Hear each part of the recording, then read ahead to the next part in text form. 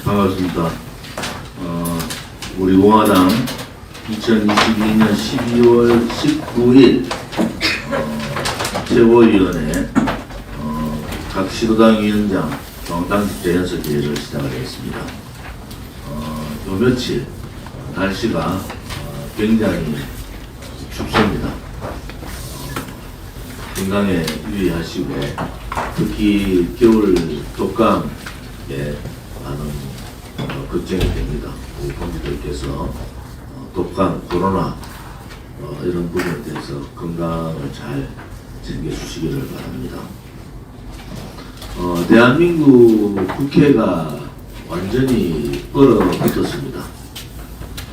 우리 공화당은 지속적으로 양당 정치의 폐해에 대해서 얘기를 했고, 그 양당 정치의 그 국민 무시, 무능, 무책임의 상황들이 지금 전개되고 있습니다.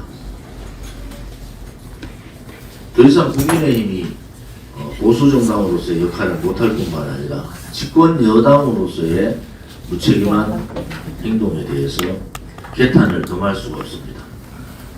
또한 더불어민주당은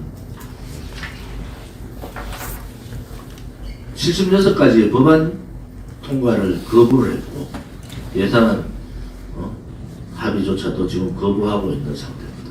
오로지 민노총과 연대해서 정권 퇴진에 또 이재명 당대표 방탄에 모든 당력을 쏟고 있는 정통 야당으로서의 기본적인 가치를 버려버린 그러한 상황입니다. 양당 정치의 피해가 결국은 그 피해가 국민들한테 고스란히 덮치고 있습니다. 12월 2일 선진화법에 의해서 12월 2일까지 예산이 통과됨에도 불구하고 통과시키지 못하고 12월 9일 정기국회 마지막 날까지 통과하지 못한 상태에서 오늘 12월 19일까지 와 있습니다. 김주표 국회의장의 통솔력, 지도력에도 굉장히 문제가 심각합니다.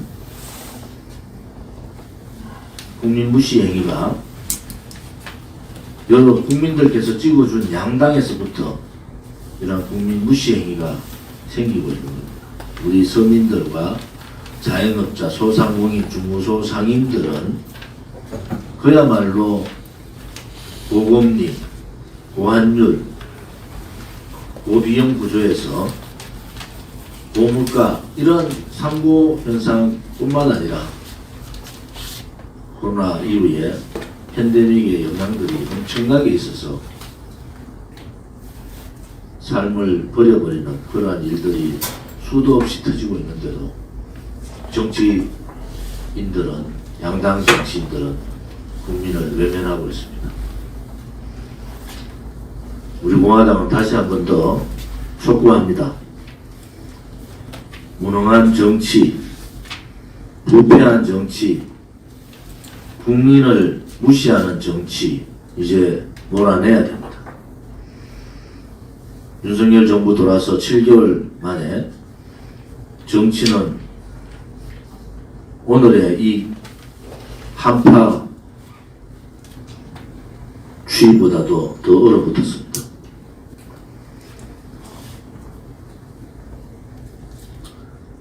미국의 고금리 인상으로, 금리 인상으로 인해서 그 영향이 대한민국의 부동산 시장에 혹은 집을 갖고 있는 많은 분들, 또 집을 가지지 않는 많은 분들께 직격탄을 내리고 있습니다. 보통 4%, 5%의 부동산 담보대출을 내던 분들이 7.5% 가까운 담보대출로 거의 80%, 70%에서 80%까지 이자가 올라가는 그런 현상들이 있습니다.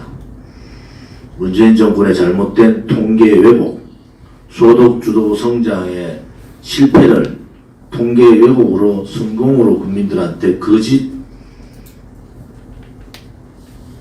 정책을 밀고 나간 부분, 또 부동산 정책에 대해서 왜곡된 통계를 가지고 잘못된 부동산 정책을 펴므로써 영끌 젊은이들의 꿈을 완전히 무너뜨리고 지금 문재인 정권에 투자했던 그 집을 샀던 그러한 젊은이들이 절망을 헤매고 있습니다. 일자리 창출을 하겠다고 붙여놨던 청와대의 일자리판은 없어진 지 오래고 일자리 통계를 명확하게 청년 일자리가 줄어들고 실질적인 일자리들이 줄어든다고 경고했음에도 불구하고 통계청 자료를 그동안 일자리 숫자에 넣지 않았던 자료까지 넣어가면서 일자리 통계를 왜곡했습니다. 이것은 명확한 국정농단입니다.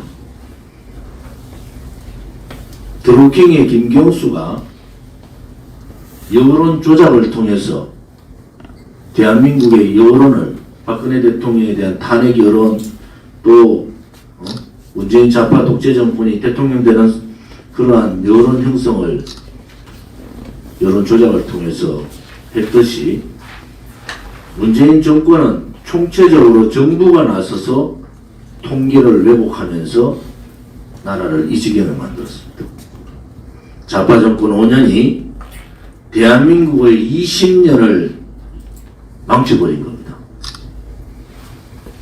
윤석열 정부에서 이러한 부분에 대해서 노동개혁을 하겠다고 들고 나온 데 대해서 환영합니다. 단지 하나 그것이 말뿐이 아니라 민주노총의 악행, 악습을 뿌리 뽑을 수 있는 완전히 뿌리 뽑을 수 있는 그러한 노동개혁이 돼야 된다. 그냥 지지율 상승만을 위해서 준비되지 않은 어설픈 정책으로는 노동개혁을 할 수가 없습니다. 사회적 대타협을 통해서 노동개혁을 하고 공무원 연금개혁을 했던 저로서는 개혁이 혁명보다도 더 어렵다는 말을 실감을 하고 있습니다. 윤석열 정부가 혹여라도 개혁의 이름을 걸고 지지율 반등에만 신경 쓰고 있다면 그것은 대단한 국민 우롱행입니다. 개혁은 말로 하는 것이 아닙니다.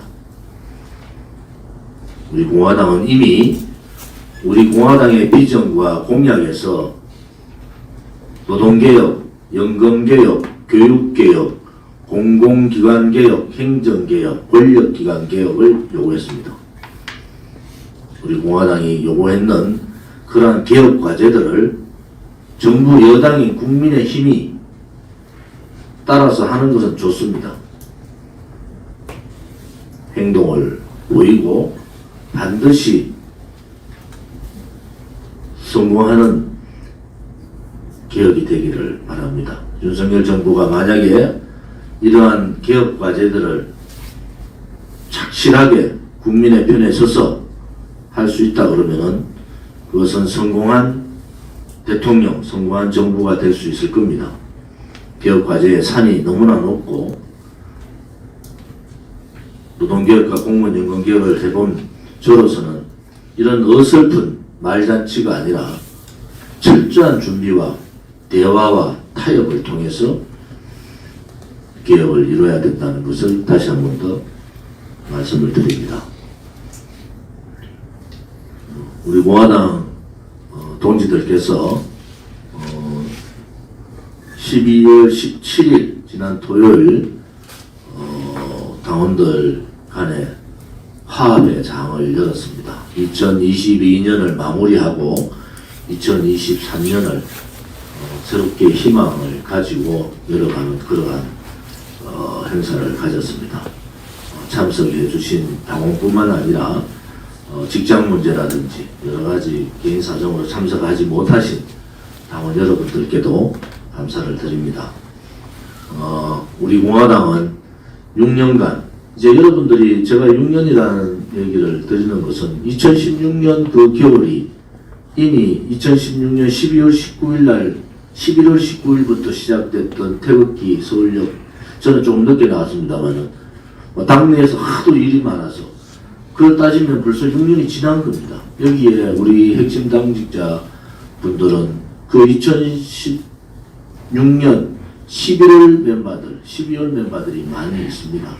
이미 6년의 태극기 투쟁을 했던 전사들입니다. 그렇지만은 너무 거기에 스트레스 받지 마시고 우리가 다시 정책정당으로 국민의 바닷속으로 국민과 함께 국민들께 우리 공화당의 가치와 우리 공화당의 정책과 우리 공화당의 당당함을 전달해주는 그러한 시간으로 우리가 지금 갖고 있습니다. 11월달 12월 초까지 각 지역 순회 연수를 마치고 지난 토요일 우리 총당원들이 모이셔서 단합의 시간을 가졌습니다. 여러분들이 이 위대한 우리 공화당을 여러분들이 자생적으로 스스로 만드신 거고 또 그 우리 공화당이 이제 자립의 단계를 넘어서고 자강의 단계로 가는 그 과도기라고 보시면 됩니다. 그동안 우리 공화당에 대한 가치, 우리 공화당에 있는 지도부나 저나 지도부의 정치인들이 지금까지 있었던 정치꾼들하고 다르다는 것을 여러분들이 아셔야 됩니다. 우리 공화당은 일반 정당이 지금까지 내려왔던 그러한 잘못된 관행을 깨는 겁니다. 정당에서도 잘못된 관습을 깨고 있는 거잖아요. 국가 보조금을 받고 행동하지 않고 말로만 하는 그러한 껍데기의 정당이 아니라 실질적으로 처절한 이념과 가치 속에서 잘못된 관행 관습을 깨는 겁니다. 우리가 위대한 지도자로 모시고 있는 이승만 건국 대통령이 그 봉건사회의 관습을 깨고 자유민주주의를 도입을 해서 대한민국을 건국했듯이 박정희 대통령께서 먹고 살기 힘든 굶어 죽는 대한민국이 아니라 하면 된다는 의식을 주시고 기본 잘못된 관행 관습을 뿌리채 뽑아버리고 깨듯이 박근혜 대통령께서 그 토착 세력들 정치 배신 세력들과 싸우면서 지키고자 했던 그런 가치 그것을 이어받은 정당이 우리 공화당입니다. 그래서 우리 공화당이 일반 정당같이 그렇게 여러분들이 생각하시면 큰일 난다. 우리는 우리한테 더 씌워진 그러한 프레임도 깨지만은 대한민국 정치의 잘못된 관행, 정당들의 잘못된 관습, 또 정치인들은 당연히 부패스러워야 된다는 그러한 잘못된 인식을 완전히 깨는 정당이 우리 공화당입니다. 그래서 저는 2022년 마무리해가면서 우리가 6년차에 들어와서 우리 공화당이 얼마나 위대한 정당이고 우리 공화당이 한편 지금까지 그 과정보다도 더 많은 일들을 해야 되고 할 수 있는 정당인가에 대해서 항상 자부심을 가지고 당원 동지 여러분들께 감사를 표하고 있습니다.